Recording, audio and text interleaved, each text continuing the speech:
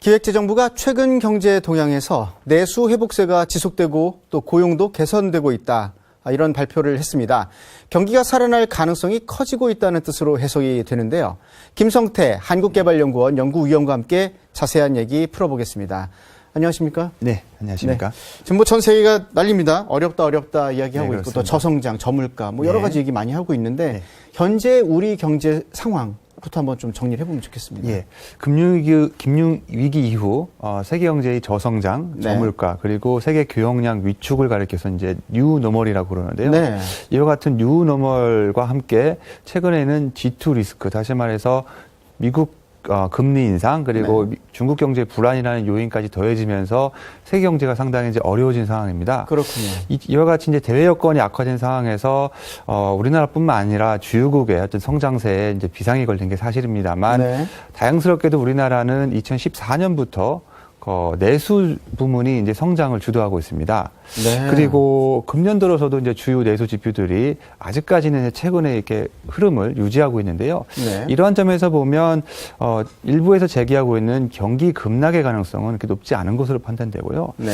이보다는 오히려 세계 경제 불안에도 불구하고 우리 경제가 예상했던 성장 경로로부터 크게 벗어난 것은 아니다라고 저희는 판단을 하고 있습니다. 어느 정도 안정적 기조라고 볼 수도 있다라는 이해를 좀 가지면 되겠죠. 네, 그렇습니다. 네. 그런데 또 일각에서는 이러다가 일본식으로 또 장기 침체 이어가는 것 아니냐, 또 그런 기조에 빠져들지도 않겠느냐라는 걱정을 하고 있습니다. 이에 대해서는 어떻게 생각하십니까? 우리나라 인구 구조가 일본과 비교해서 약 20여 년의 시차를 두고 매우 유사하게 움직인다는 점, 그리고 최근 몇 년간 저물가 기조가 지속되었다는 이런 사실들 때문에 일본식 장기 불황의 우려가 어느 정도 있는 것 같습니다. 그런데 이제 일본하고 다른 점도 있는데요. 무엇보다도 일본이 경험했던 그 부동산 버블이 형성되어 있지는 않습니다. 또 이와 더불어서 그 일본의 어떤 경험을 반면 교사 삼아서 우리가 경제 혁신을 추구하고 있다는 것도 어떤 긍정적인 요인인데요. 결국엔 지금 보이는 현상만으로 일본식 장기 불황을 가늠하는 거는 좀 무리가 있다고 보고요. 오히려 앞으로 우리가 어떤 노력을 하느냐가 더 중요하다라고 생각합니다. 그렇군요. 계속 뭐 일본과 비교하기보다는 또 독자성 갖고 진행되고 있는 우리 경제 정책들 좀 종합해서 판단하는 게 좋겠다 이런 의미도 이해하겠습니다. 또 최근에 한국은행 금융통화위원회에서 기준금리 1.5% 기조 그대로 유지하고 있습니다. 그러니까 동결했죠. 네, 맞습니다. 그러면 국내 경기 회복에도 이게 좀 긍정적인 신호탄으로 적용이 될까요? 한참 뭐 금리 문제가 관심이 많아서. 우선 한은의 금리 동결을 보면 경기가 급락하는 것은 아니다라고 판단한 것 같습니다. 또한 이제 최근에 물가 상승률이 1.3%까지 이제 상승한 상황인데요. 이런 측면에서 보면 이번 금리 동결은 성장률 그리고 물가보다는 가계부채 등 어떤 금융 측면에서의 안정에 보다 방점을 두고 있는 것으로 이제 사료가 되고요. 이와 같은 맥락에서 보면 한은의 결정은 우리 경제에 대해서 너무 부정적인 시각을 가질 필요는 없다라고 이제 그런 걸 시사하는 것으로 이제 해석될 수 있을 것 같습니다. 네. 자, 지금 세계적으로 경제 상황 총체적 난국이다라는 표현들 많이 하고 있습니다. 네, 맞습니다. 그런 상황에서 현재까지 지금 정부가 구조개혁이라든지 뭐 여러 가지 정책의 성과들을 좀 읽어낸 부분이 그래도 좀 시너지 내고 있는 것 있지 않느냐 또 볼 수 있을 것 같거든요. 이 부분에서는 어떻게 보십니까? 사실 그 정부가 지난 2014년부터 경제혁신 3개년 계획을 이제 추진을 하고 있는데요. 우리 내부에서는 생각한 것만큼 속도가 나지 않는다라고 약간 우려의 목소리가 있는 것도 사실인 것 같습니다. 그렇죠. 하지만 자세히 들여다보면 공공부문에서 그 공적연금 개혁이 어느 정도 마무리가 된 상태고요. 그리고 공기업 부채 비율도 상당폭 낮아졌습니다. 그리고 아직 가야 할 길이 좀 멀긴 합니다만 그 창업 기업 수도 이제 점차 증가하고 있는 상황이고요. 그렇군요. 그래서 이런 성과 때문인지는 몰라도 이제 IMF와 OECD가 그 우리의 그 3개년 계획을 G20 회원국의 어떤 성장 전략 중에서 가장 우수한 1위로 평가한 바가 있고요. 블룸버그 혁신 지수 평가에서도 우리나라가 3년 연속 1위를 했습니다. 그렇죠. 또한 그 S&P 등 그 주요 신용평가 3사가 그 우리나라의 신용 등급을 사상 최고치를 부여했는데요. 그 이면에는 구조개혁 성과가 어느 정도 이루어지고 있다라고 평가한 것 같고요. 외부에서 보는 시각은 우리가 내부에서 걱정하는 것만큼 그렇게 비관적이지는 않다라는 걸 좀 말씀드리고 싶습니다. 그렇군요. 무엇보다 이 공공기관 중심으로 이루어지고 있는 개혁들이 어쨌든 표준안이 마련되고 있는 부분이기 때문에 그런 부분에 좀 초점을 많이 방점을 두고 있는 것 아닌가 맞습니다. 생각을 좀 해보는 거고요.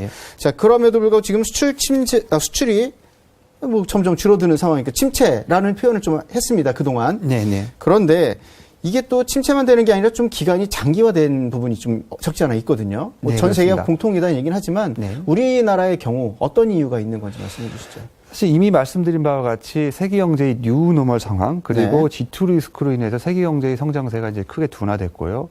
이로 인해서 우리 수출이 부진한 거가 이제 가장 큰 원인이다라고 이제 볼 수가 있을 것 같은데요. 네. 그 이외에 이제 우리나라의 어떤 특별한 이유라고 치면은 네. 그 과거 우리나라가 일본의 주력 산업을 추격했던 것처럼 최근 들어서는 중국 등 신흥국이 우리나라를 빠르게 추격하면서 네. 글로벌 시장에서 이제 경쟁이 심화되고 있는 것도 하나의 원인으로 볼 수 있습니다. 그렇죠. 다만 이제 일본의 엔저가 큰 이유라고 이제 판단하시는 분들도 계신데요.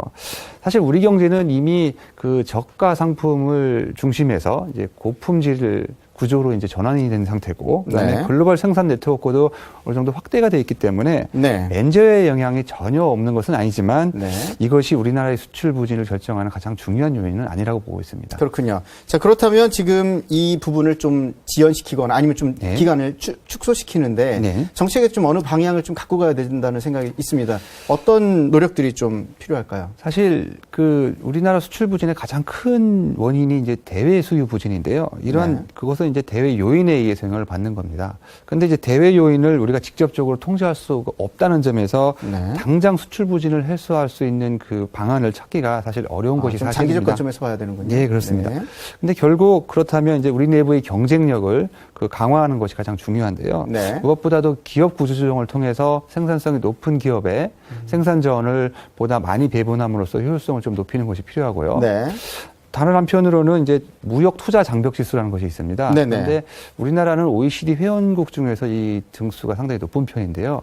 이러한 장벽을 좀 해소하고 네. 한중 FTA 등 그 주요국과의 그 자유무역 협정을 네네. 보다 적극적으로 활용하는 이런 지혜가 지금 필요한 시점이 아닌가 이렇게 생각이 그렇군요. 듭니다. 어쨌든 독자적으로 할 수 있는 부분은 아니지만 국제 교역량이라든지 교역 내용에서 뭔가 네, 차별화되고 주도할 수 있는, 선도할 수 있는 네, 맞습니다. 역할을 좀 결국에 만들어야 시장 된다. 확대를 위한 노력이 이제 필요하다는 그런 말씀입니다. 그렇군요. 뭐 지금 현재 국내에서 일어나고 있는 여러 가지 경제 혁신들 네. 이게 모멘텀 그대로 관성을 갖고 그렇습니다. 이어가야 되지 않나. 지금 국내에서 하고 있는 네. 경쟁 강화라든지 아니면 규제 완화라는 것이 사실은 네. 우리가 국내 시장에 머물지 않고 해외 시장을 뻗어나갈 수 있는 이런 그 기반을 마련하는 것이라고 이해하면 좋을 것 같습니다. 네, 그렇습니다. 자, 이제 내수 부분 한번 좀 살펴봐야겠습니다. 올해가 뭐 지금 또 좋지 않습니다. 사람들 이제 여러 가지 분석을 좀 하고 있는데 네. 민간 소비라든지 투자가 급락하는 것 아니냐라는 목소리가 지금 좀 있어서 우려를 하고 있습니다. 네. 자, 내수 부진 타개할 수 있는 방법 어떤 것들 좀 소개할 수 있을까요? 사실 그 결론적으로 먼저 말씀드리고 싶은 것은 네. 내수 급락에 대한 그 일부의 우려는 좀 과도하다라고 네. 생각을 하는데요.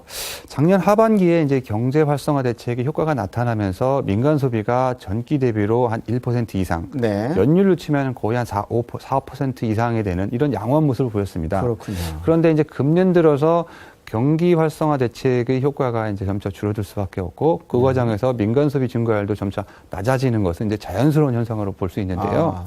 그렇기 때문에 이를 소비 급락이라고 표현하기보다는 네. 완만하게 정상화되는 과정이라고 이해하는 것이 이제 바람직하다고 생각을 하고요. 네. 아울러 이제 금년 들어서 20조 원을 상회하는 정도의 내수 보완 대책 그리고 투자 활성화 대책이 이제 발표가 되면서 네. 내수를 어느 정도 떠받쳐주는 이런 역할을 할 수 있을 것으로 좀 기대를 하고 있습니다. 네. 그래서 이러한 점에서 보면 내수 위축 혹은 내수 급락이라는 이런 용어로 인해서 이제 심리가 이렇게 네. 위축될 필요는 없다고 생각을 하고요. 네. 다만 내수가 이제 호황 수준으로 이렇게 하루아침에 될 수는 없을 것으로 판단되고 그렇겠죠. 장기적으로 성장 잠재력을 확충한다면 이것이 소득으로 이어지고 이것이 이제 결국 민간 소비 증가를 이룰 수 있기 때문에 긴 호흡을 갖고 천천히 해결한다라는 이런 마음가짐 자세를 우리가 접근하는 것이 필요하다고 생각을 합니다. 그렇군요. 지금 현재 다들 열심히 노력하고 있는 부분이기 때문에 시간이 좀 예, 지나면서 그렇습니다. 적응하고 또 예, 그렇습니다. 기조를 좀 성과로 이어갈 수 있는 예, 여러 그렇습니다. 가지 모멘텀이 있을 것이다 얘기를 하는 걸로 저희가 이해하겠습니다. 자, 그러면 중요한 건 어쨌든 국민들의 빚 부담이 굉장히 늘어서 고민입니다. 가계부채 증가. 자, 또 가계부채하고 또 국가 채무도 또 늘은 것 아닌가. 네, 그렇습니다. 예, 그렇기 때문에 정부 입장에서 어떤 대응책 이제 좀 명확하게 내세울 때가 되지 않았느냐는 얘기도 하고 있습니다. 사실 네. 가계부채 그리고 국가 채무에 관한 우려가 이제 많은 것이 사실인데요. 네. 먼저 가계부채에 대해서 말씀을 드리면 총량보다는 지금은 이제 미시적인 접근이 필요하다라고 생각을 하는데요. 단기간 내에 이제 가계부채를 줄이다 보면 네. 그 부작용으로 민간 소비가 크게 위축될 수밖에 없습니다. 시장이 헤쳐질 수 있다는 그렇습니다. 거죠. 그렇기 예. 때문에 한계 가구의 어떤 위험 요인을 좀 점검을 하는 가운데에서도 원리금 분할 상환 비중을 좀 높여감으로써 젊었을 때부터 빚을 갚아가는 네. 이런 구조로 전환하는 것이 필요하다고 생각을 하고요. 네. 국가 채무 같은 경우에는 이제 고령화가 진행되면서 재정 건전성이 점차 악화될 것이라는 그런 문제 의식에 이제 기인을 합니다. 네. 그래서 그렇기 때문에 이제 재정의 역할은 무엇이냐 생각을 해보면 경제 위기와 같은 상황에서는 재정이 적극적인 역할을 해야 되겠지만 평상시에는 한정된 재원을 보다 한정된 재원을 보다 효율적으로 사용하는 네. 이런 측면에 보다 강조를 하는 것이 필요하다고 생각을 하고요. 네. 이런 재정 규율은 사실 그 우리나라의 재정 당국에 있어서 한 1980년대 이후로 상당히 재정 규율을 강조하는 이런 전통이 좀 있습니다. 그래서 네. 재정 당국에 대한 신뢰와 그리고 여타 부처의 어떤 적극적인 협조가 있다면 국가 채무와 관련해서는 크게 우려하지 않아도 되지 않을까 이렇게 생각을 하고 있습니다. 그렇군요.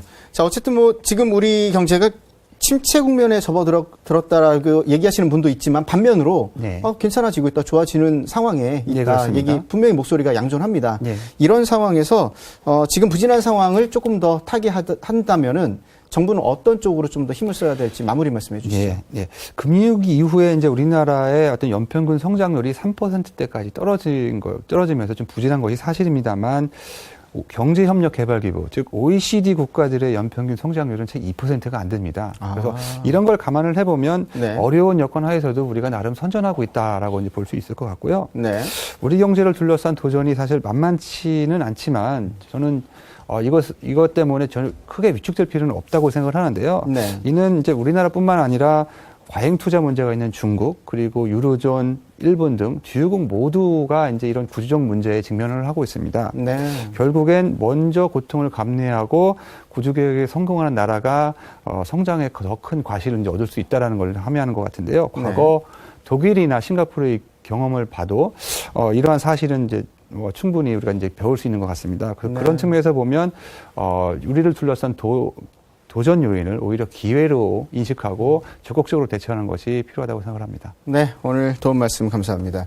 네, 지금까지 김성태 한국개발연구원 연구위원과 함께 얘기 나눴습니다. 다음 시간 또 한번 뵙겠습니다. 네, 고맙습니다. 네, 감사드립니다.